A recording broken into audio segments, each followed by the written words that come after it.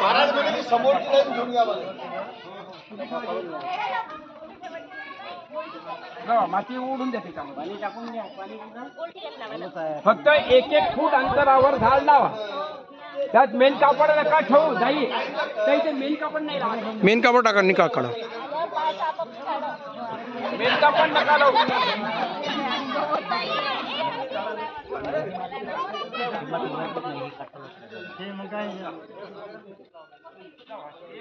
जागा सोडून द्या.